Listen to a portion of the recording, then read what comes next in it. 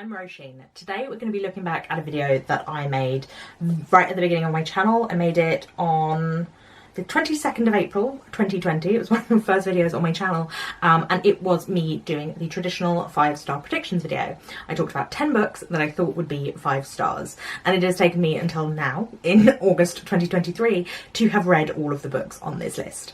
But since I intended always to do a reaction to this when I made this video, though I definitely did not think it would take this long, I thought today would be the time to do that. Beyond time, past time. So I'm going to watch this video, and we're going to see what I actually thought of these books that I thought would be 5 stars when I predicted it. Hello, my name's Roisin and I'm sick of reading. Today's video is going to be my 5-star predictions video. This is a video... I'm gonna skip this intro because I don't think we need to hear me rattle on. So the first audiobook that I really think will be a 5-star read is Inglorious Empire by Shashi Tharoor. This is a book about the British Empire in India, and Shashi Tharoor is an Indian man. He's a politician and a writer from India. This is a book about the British Empire in India specifically, and it was written as a reaction to a debate he did in Oxford about reparations owed by the British Empire. Like, did the British owe reparations to India? And he argued that they did, but only £1 because it was symbolic reparations for the damage done. He uses this book as a way to argue against all of the arguments he's heard for the British Army and to talk about the actual damage that they did in India. And I did give this book 5 stars. As I should have said at the beginning, I don't give stars anymore, so it's going to be more, do I think this book was an excellent book rather than was it 5 stars, because there's so much vagary in there in terms of star ratings. But yes, I did think that this book was an excellent book. I listened to the audiobook as well. He's got an excellent voice, Shashi Tharoor. I thought it was a really well argued book, and it was a good primer if you don't know anything, but I think also in depth enough if you are somewhat familiar with the situation. He talks about partition, he talks about the railways and the actual abuse that was done in the creation of the railways. I think it was a really well done book in that it gives you the arguments, like whatever side you fall on before you read the book. He goes through it, he goes through why you might think that, he goes through like what elements of it seem positive and why that could be something someone believed, and then goes through why that is not actually accurate. And I think, yeah, it was really well done and I really enjoyed this book. The other audiobook that I think will be a 5-star read is Remains of Day by Kazuo Ishiguro. I've only read one Ishiguro before, and that was Never Let Me Go. I read it before I rated books in any way, but I think I would have given it 4 stars. And I think that this Ishiguro will be more up my street because it is historical fiction set in a big stately home, but from the perspective of the butler. I said it there, I would give Never Let Me Go 4 stars. I think it's actually more of a 3-star read for me. Remains of the Day, I don't think I would say it was a perfect book or a book that I absolutely loved, but it was definitely a book that I really enjoyed the reading of. It follows a butler whose name I can no longer remember, on a day when he is like driving, he's on his day off and he's driving through the countryside, and he is thinking back to the time when he worked in this great house, when it was a very big great house, and he is thinking about the previous owner of the house where he worked, who was involved in fascism, and it's kind of slowly unravelled the ways that this man is involved and the protection that the butler we are reading about talks about him. And there is a sadness and a melancholy, and also he's not a perfect man in any way, and I don't think that is excused, like the butler or the other man, the boss, but it is a really interesting look at that period of time in British history, at the fall of the empire, and also of the changing role of class and the strictures of class at that time. And I just thought it was really wonderful. I really enjoyed it. So not quite a win in terms of getting the number of stars correct, but I think I can get a half point for that because I did really enjoy it. I think it was a little missing for me. It was just an emotional reaction to it that I didn't have as much as I thought I would.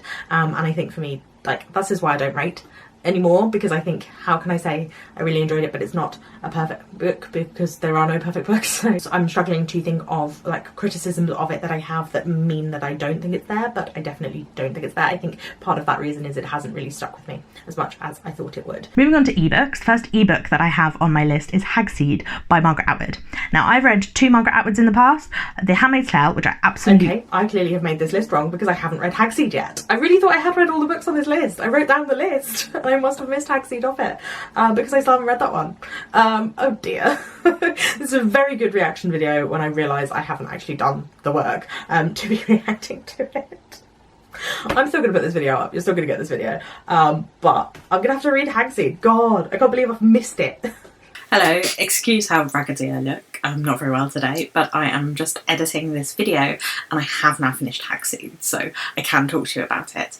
Hagseed is a retelling of Tempest about a man who was a theatre director putting on a staging rendition of The Tempest when he was ousted from his role by his second-hand man, right-hand man, working in a prison doing another performance of The Tempest with the prisoners as performers, and he gets to enact his revenge, and it does follow the plot of The Tempest. He also lost his daughter when she was 3 years old, and she kind of haunts him throughout the novel.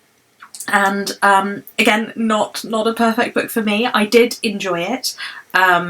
Especially to begin with. I love anything with a ghost. Haunting of your past is something that I really get into, and I enjoyed the way that Atwood kind of worked with the source material. She, using a theatre director as her Prospero, allowed her to explore like adaptations of The Tempest and different interpretations of the text, different looks at the various characters, modernizations of it, and I thought that that was fun for a while and then got a little tedious. Margaret Atwood is a good writer on a sentence level and good at writing plot, which as someone who doesn't love plotty books, that is something that I find rare for me, but I think that she did a good job with like bringing in the plot and with making it feel like fun and silly and ridiculous and over the top, but in a way that felt like intentional and engaging, rather than being totally ridiculous. But towards the end there are different parts where the actors who have been playing different characters give a potential future for them, and I felt like it just turned into a lot of monologuing at the end, which I know is kind of a nod to Shakespeare, when the ending often does turn into a lot of monologuing, but that's always the like less fun part, and so I didn't love that. I also thought a lot of the humour was quite dated. It was fun, but it did end up taking itself feeling a little like self-serious in a way that I didn't love. So it was good again, but I didn't love it. I didn't unfortunately love it. The other ebook that I want to read and think will be 5 stars is Eat, Sweat, Play: How Sport Can Change Our Lives by Anna Kessel. This is a book about sport, women in sport. Right, so Eat, Sweat, Play by Anna Kessel is a book that I bought on ebook because I think at the time lots of people were talking about it on YouTube and about the way that it changed their approach to sport, and they're looking at sport as women and like women's involvement in sports, and I think I really didn't like this book. I thought it was a bit naff. I really didn't like this book. I thought it was very surface level. I thought it was very binary. I thought it was not interesting in the way that it was written. It was written in a really like boring slog to read kind of style, and I felt like it missed a lot of depth. It wasn't personal, it wasn't in-depth, it wasn't interesting.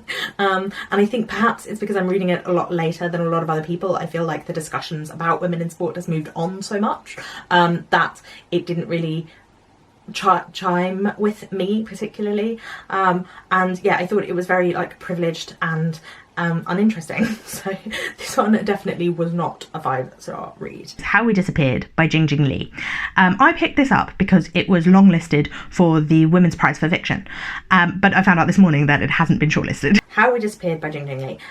This is historical fiction. It is set in Singapore during the Second World War, and it is about the Japanese, what do they call them? Comfort women. The Japanese comfort women during the war. So it is a really viscerally horrible book about a young girl who is, I think, 19, who gets taken from her very poor family and put into this camp, and she has to deal with it, and it's about her relationships with the other women in the camp, and also about a young boy who is writing history of Singapore, and for writing the history of his family in Singapore for a project at school, and he meets this older woman. She starts to talk about the things that she went through because she's now an older woman who has lost her husband. I did think this book was really good, really harrowing and difficult to read, but I think well done. I don't usually like dual timeline historical fiction, but I think for me it worked in this one. But it's another book that I'm struggling to think about. I read it, I think, not long after I made this video, about 3 years ago, and it's not a book that's really stuck with me or that I think think about a lot since. I think that the writing style was not particularly interesting. It didn't help to sort of develop the characters very well. Despite the like dual timelines or whatever, it wasn't really interesting in the way that it was telling the story. It felt quite predictable in the ways that things end up overlapping, and I think there were some things that felt like they were supposed to be a surprise reveal that never really ended up surprising me.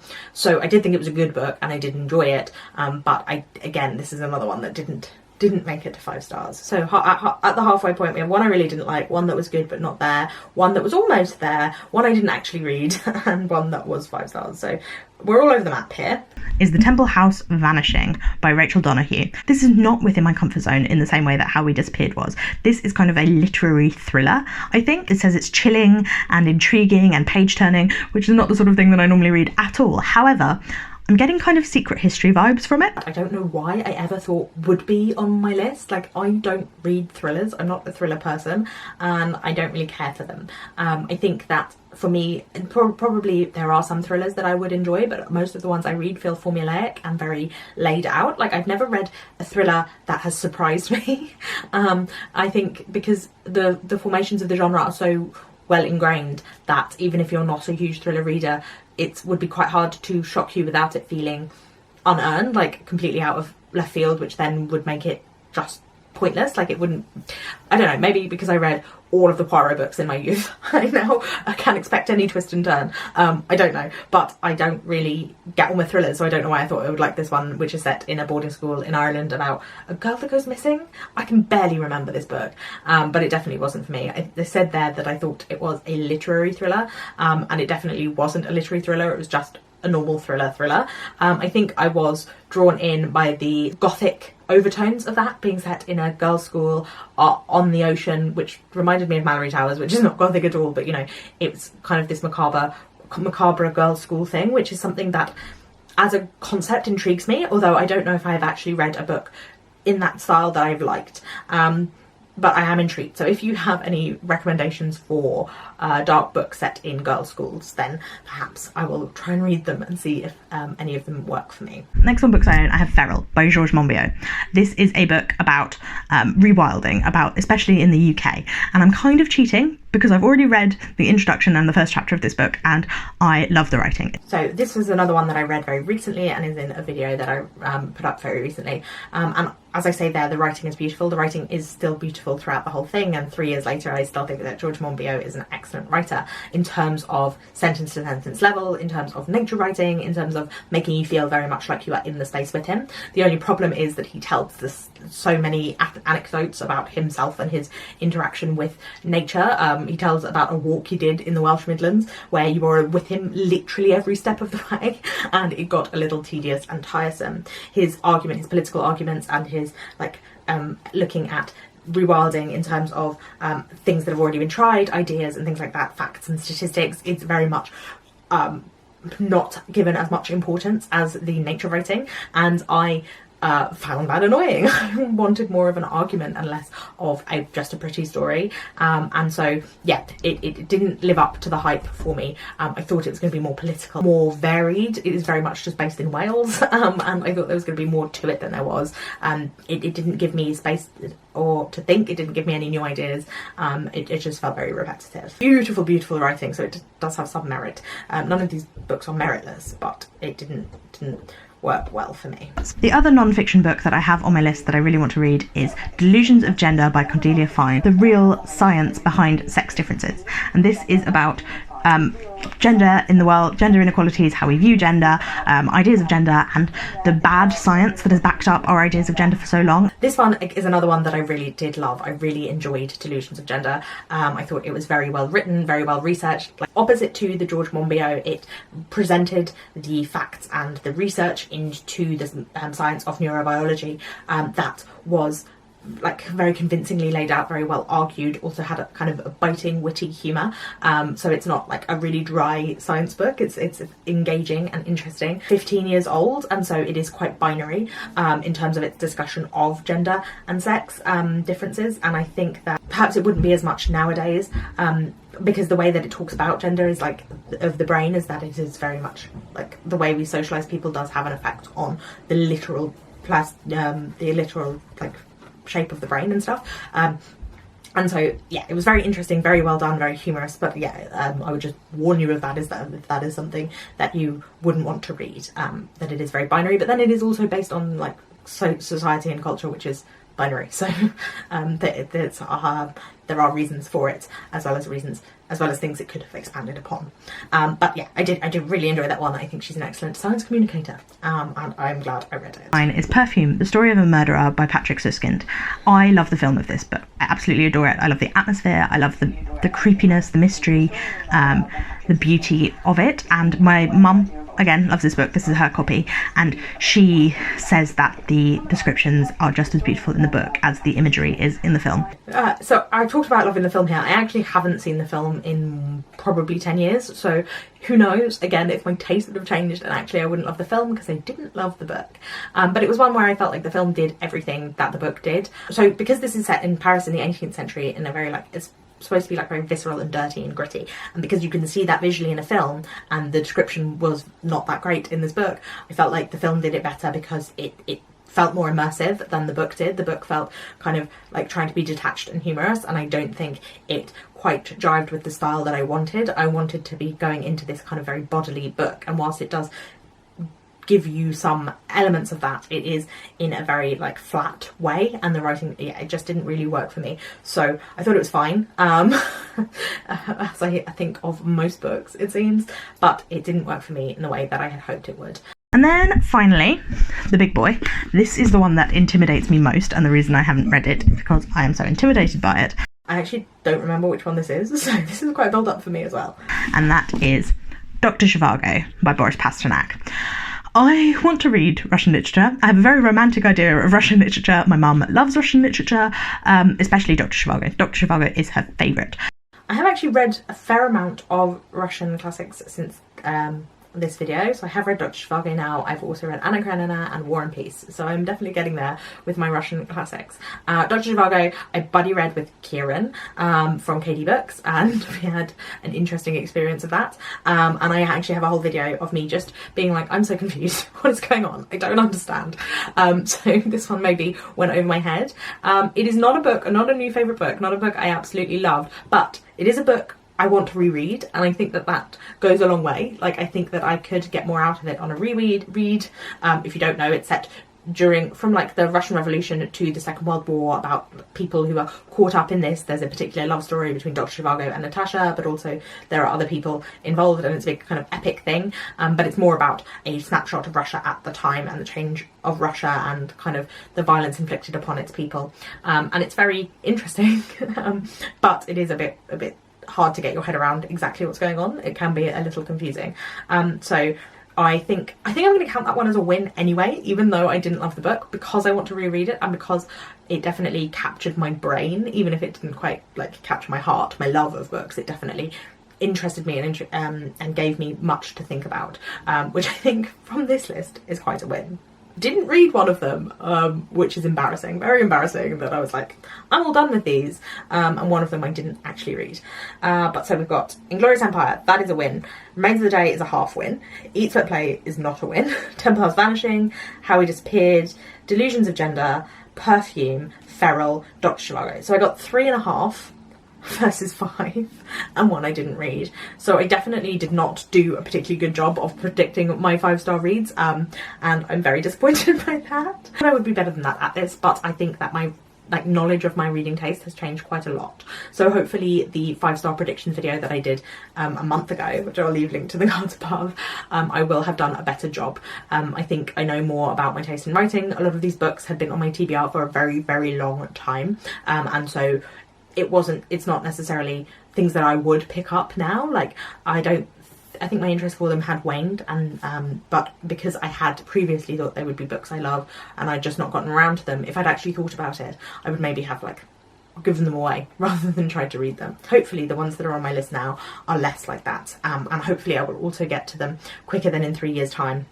I still have to read Hagseed, and when I finally read Hagseed, I will pin a comment down below, but it says a lot about myself and my TBRs that even when I'm convinced I've read them all, there is still something that has eluded me.